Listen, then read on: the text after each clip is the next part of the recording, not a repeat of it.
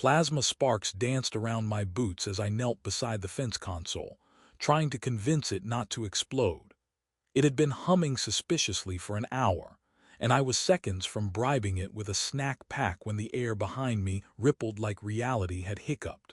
I turned, still holding my wrench like a sacred relic of engineering, and found her standing there, tall, composed, long-eared, and looking at me as if I'd personally offended 3 generations of her ancestors.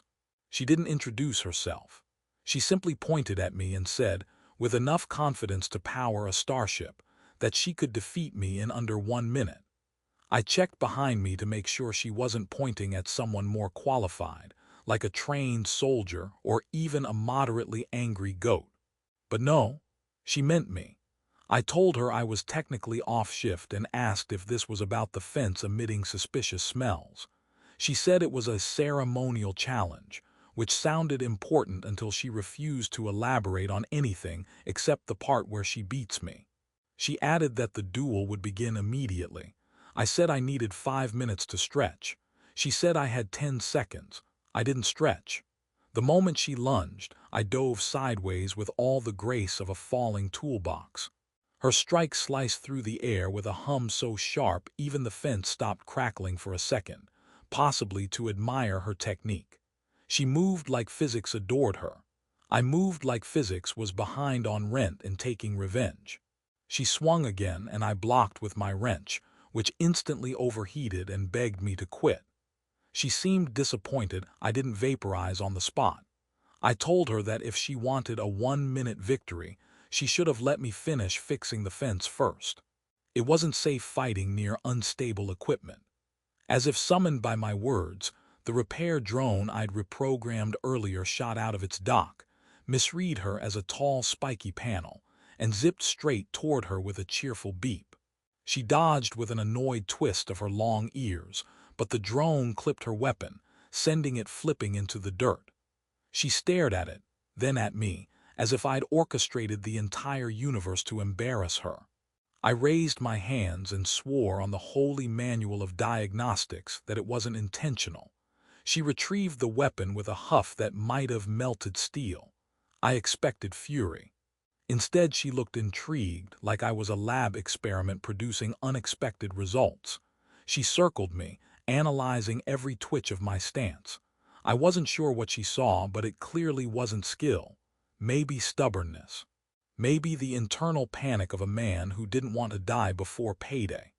When she charged again, I activated my wrist-mounted calibration laser, which was expressly not a weapon, but did have a tendency to blind surfaces it wasn't supposed to. The moment the beam flashed across her visor, she stopped, blinked hard, and muttered something in her language that I suspected wasn't a compliment. I apologized and offered to pause the duel for safety reasons. She declined, though her long ears twitched with irritation that was starting to look less murderous and more bewildered. She tried a spinning kick that probably had a majestic alien name, and I avoided it by tripping over a power cable. My fall knocked over a toolbox which crashed into her foot. She yelped, not in pain but in disbelief, as if the universe itself had turned into slapstick. She stepped back, reevaluating everything she thought she knew about humans. I told her in full honesty that I had no idea what I was doing, which somehow made her even more suspicious. She said no untrained human should be capable of disrupting her timing 3 separate times. I said she should consider that maybe I was cursed. She didn't laugh, but her mouth twitched like she considered it. She adjusted her stance, calmer now, almost curious. I felt the temperature shift as her suit powered up, generating a soft hum. She warned me the next strike would be serious. I warned her the next time I fell over something it would also be serious. She didn't get the joke until she lunged again, and I instinctively flung my magnetic toolkit in front of me like a shield. The clamps engaged, stuck to her gauntlet and yanked her off balance. She froze, staring at her hand now fused to my toolbox, while I stood there equally confused. For a moment, neither of us moved. Then she sighed, an elegant, resigned sound, and said this was not how the challenge was supposed to go. I told her that if she wanted predictable results, she shouldn't duel a man whose greatest combat achievement was wrestling a malfunctioning coffee dispenser. She looked at me with a seriousness softened by reluctant amusement. She said the duel would continue but acknowledged, for the first time, that perhaps the 1-minute estimate had been optimistic.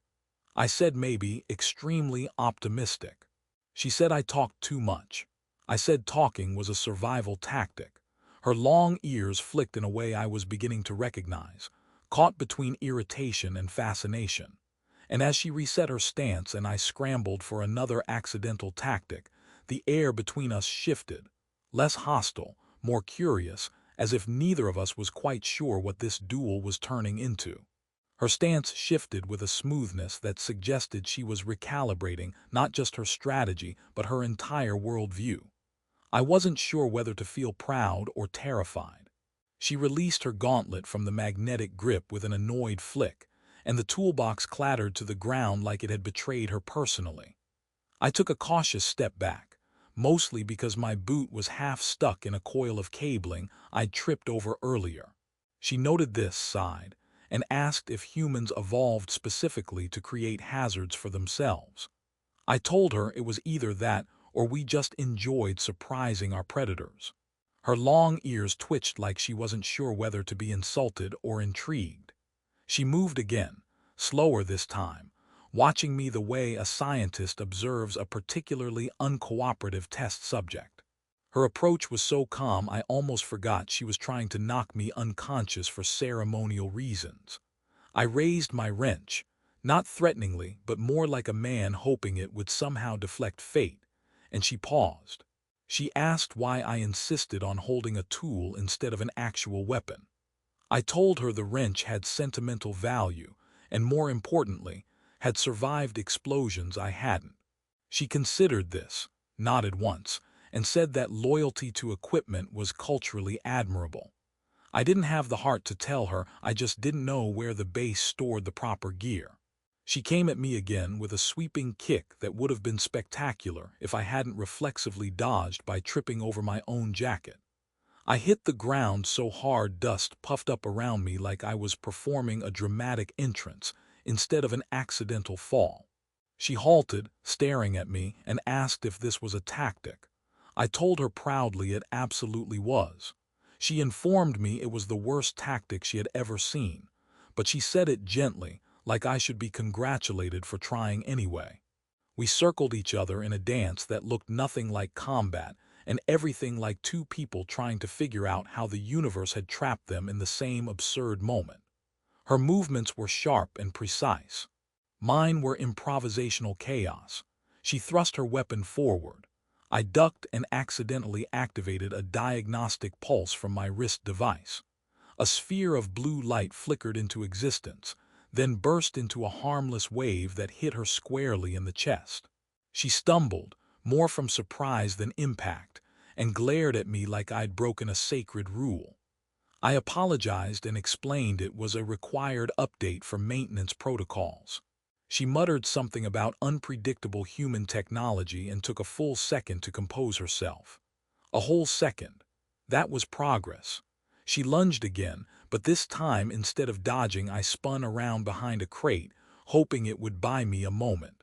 She followed instantly, slicing the crate clean in half, revealing me crouched behind it with my eyes squeezed shut. She asked if I believed hiding behind thin metal would work. I told her I was performing a tactical retreat. She said I was performing something, but it wasn't tactical. Her voice sounded less like a warrior and more like someone genuinely entertained against their will. As we clashed again, her irritation faded into analyzing curiosity. She asked why I kept making jokes during combat. I told her it was either that or panic. She said humor during a duel was culturally confusing but not entirely unwelcome. She attempted a feint that would have fooled anyone competent, but I mistook it for her losing balance and instinctively tried to help steady her. She froze, startled, and I realized too late that grabbing an alien warrior's arm mid-duel was probably illegal somewhere in the galaxy. I let go immediately and apologized 12 times. She blinked, long ears tilting in a strange pattern, and said humans were dangerously disarming. She stepped back, lowering her weapon slightly, sizing me up as though trying to decode a message written in an unknown language. She admitted, reluctantly, that she had expected the duel to end 39 minutes ago. I checked the time and pointed out the 1-minute claim had been dramatically inaccurate. She frowned at my reminder, but the corners of her mouth twitched. She said her people valued precision, but I was making precision impossible. I told her that was my specialty. She didn't deny it. We resumed, but something had changed. Her movements softened, less aggression and more testing. She asked questions mid-strike. About my training, none. My background, boring.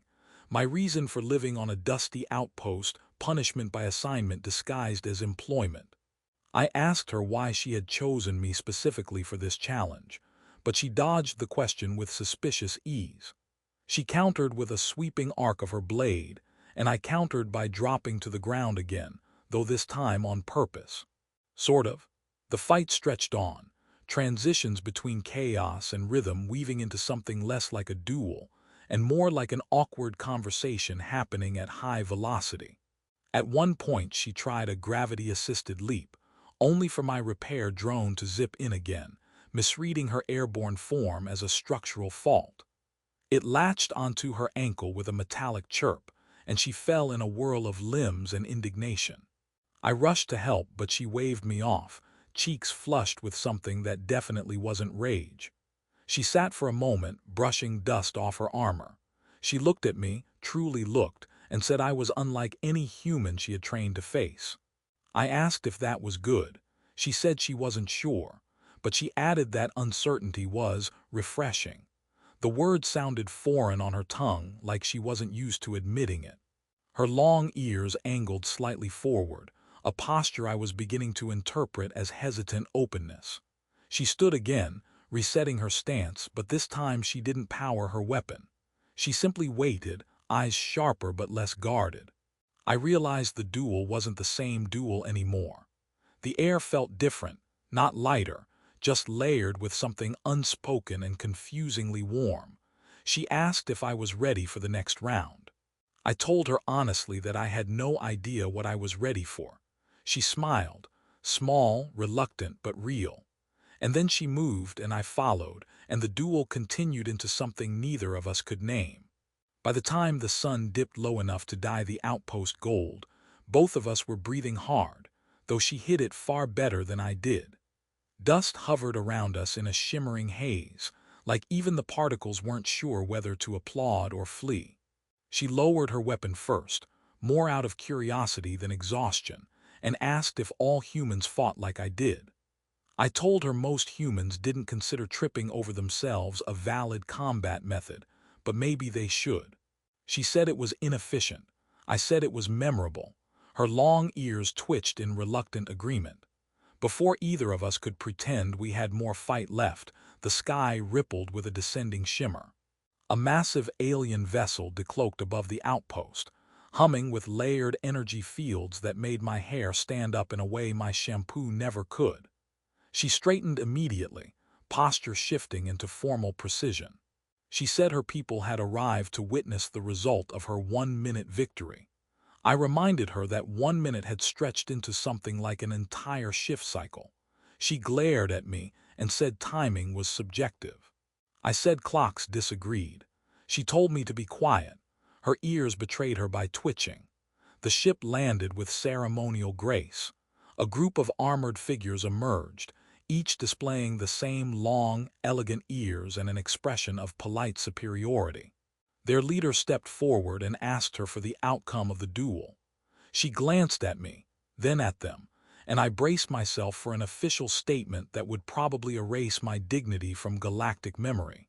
But instead she paused, jaw tightening with the weight of a choice. She finally declared the duel unresolved. The armored figures shifted uncomfortably, clearly unused to anything other than decisive victories. She added that the challenge had been informative. They demanded clarification. She said humans were not what their records suggested. She glanced at me again before adding that adaptability unpredictability and resilience were traits worthy of alliance, not dismissal. I tried to stand straighter, but a piece of cabling wrapped around my boot betrayed me, making me wobble like a malfunctioning antenna. She quickly stepped forward as though covering for me, telling her people that my unorthodox style was a deliberate strategic asset. I nodded vigorously to sell the lie. The leader looked skeptical until she offered a formal explanation in her language, sharp, flowing syllables punctuated with ear movements I hoped weren't insults. The crew murmured among themselves, visibly unsettled but not dismissive. After a long, tense moment, their leader conceded that if she, their most precise warrior, found value in this chaotic exchange, then the council would consider the human alliance trial. As they discussed terms, she stepped closer to me, lowering her voice. She admitted the duel had not been purely ceremonial. It was a compatibility test, not just diplomatic but personal, an evaluation of whether she could work alongside a human partner. I said she could have just asked me to fill out a questionnaire. She said questionnaires were insufficient. I said nearly being kicked into orbit seemed excessive. She said excess was sometimes necessary. Her ears dipped slightly, not in annoyance but in a softness I hadn't seen before. She admitted she hadn't expected me to last more than 30 seconds. I admitted I hadn't expected to survive at all. The alien leader interrupted us, declaring the next step required an official report from both duel participants. She surprised everyone, including herself, by requesting that I accompany her aboard the vessel to give mine in person. They hesitated, eyeing me like I might break something important by breathing near it. She insisted. They finally relented with the resigned air of people who had learned resistance was futile. As we walked toward the ship, she asked if I understood what this meant. I said I didn't even understand how half the day had happened. She said I was about to become the first human to enter her people's diplomatic chamber unrestrained. I said unrestrained sounded like a word with too many implications. She assured me it was an honor. I asked if she was sure they wouldn't vaporize me on accident. She said they only vaporized intentionally. I didn't find that comforting. Inside the ship, sleek corridors curved with glowing veins of energy that pulsed underfoot. She guided me through them with a confidence that made it clear she belonged there. I, on the other hand, nearly walked into 3 walls and 1 decorative hologram. Each time, she reached out a steadying hand, pretending it was for efficiency instead of the fact that I had all the spatial awareness of a confused duck. She commented that humans required more stabilization than she expected. I told her it was part of our charm. She didn't deny it. When we reached the chamber, she submitted her report first. Her voice carried through the vaulted room with conviction, detailing how I demonstrated resilience, unconventional thinking, and adaptability beyond projections. She did not mention the tripping or accidental drone assaults. I appreciated that. When it was my turn, I stated with what dignity I could salvage that she had shown exceptional skill, discipline, and surprising patience. Then I added that she'd been fair. Her people exchanged startled glances. Fairness, apparently, was more shocking than strength. After a tense silence, the council accepted the joint recommendation. The test was complete. The potential alliance would proceed. She exhaled softly, a rare release of tension, and looked at me with a warmth that made my stomach perform an ill-advised somersault. When we stepped back outside, the sky was darker, stars spreading across it like scattered sparks from the plasma fence I still hadn't repaired. She faced me, long ears angled in something between respect and amusement. She said I had changed her understanding of humans. I said she had changed my understanding of aliens. She said I had also changed her understanding of duels. I apologized again for the drone. She said she might forgive me someday. As her ship prepared to depart, she paused at the ramp, turning back with that almost smile she tried so hard to hide. She said that although she hadn't beaten me in under a minute, she remained confident she could, if circumstances were different. I told her circumstances were overrated. She said humans were strange. I said she would get used to it. Her ears twitched in a way that suggested she didn't mind the idea. And as the vessel rose into the sky, leaving ripples of shimmering air behind, I realized the duel had changed me more than I wanted to admit.